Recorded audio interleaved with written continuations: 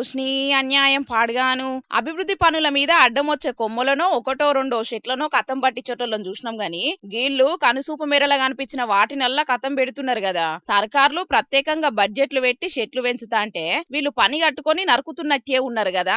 Kakatiya university అంటేనే పచ్చదనం, పచ్చదనం అంటేనే కాకతీయ యూనివర్సిటీ అన్నట్టే ఉండేది. అసొంటిది గా పేరును కాంక్రీట్ జంగల్ చేసేటందుకు కంకణం కట్టుకున్నట్టే ఉన్నారు పోండ్రి ఇక్కడి అధికారులు. సర్కార్ జాగల చెట్లు కొట్టాలంటే అటవీ శాఖ అనుమతులు కావాలి, కానీ పర్మిషన్ గిర్మిషన్ జాంతానాయ్ అన్నట్టే ఎత్తున్నారు గీ చెట్లు కొట్టిపించిన కాంట్రాక్టర్. అసలు ఇప్పటిదాకా ఎన్ని కొట్టిండ్రు ఏం కథ చెప్పే రాణ ప్రతాప్ అన్న. ఇక్కడ వాటర్ ట్యాంక్ కట్టాలన్న పేరుతో నెపంతో ప్రకృతిని మొత్తం నాశనం చేస్తూ ఉన్నారు. ఈ వృక్షాలు దాదాపు 20 నుంచి 30 సంవత్సరాలుగా పెరుగుతున్న ఈ వృక్షాలను అత్య దారుణంగా ఇలాంటి నరకడము ఇక్కడ నుంచి మొదలు పెట్టుకుంటే ఒక 100 మీటర్ల దూరం నుంచి ఉన్న చెట్లను నరుక్కుంటా వచ్చినారు. అక్కడ నుంచి ఈ ట్యాంక్ కట్టేదేమో వాటర్ ట్యాంక్ పక్కనే దాదాపు ఒక 50 మీటర్స్ కంటే చాలా తక్కువ ఉంటుంది రేంజు. అక్కడ తీసుకుంటా అటు నుంచి దారి తీసుకున్నా ఉన్నారు ఫస్ట్. కానీ అక్కడ చెట్లు లేకపోవడం వల్ల వీళ్ళకి జామేల చెట్లు కావాలనుకున్నారో ఏమో కానీ మళ్ళీ డైరెక్ట్ ఈ లోపలికి వరకు వచ్చి చెట్లన్నీ నరుకుతూ ఉన్నారు.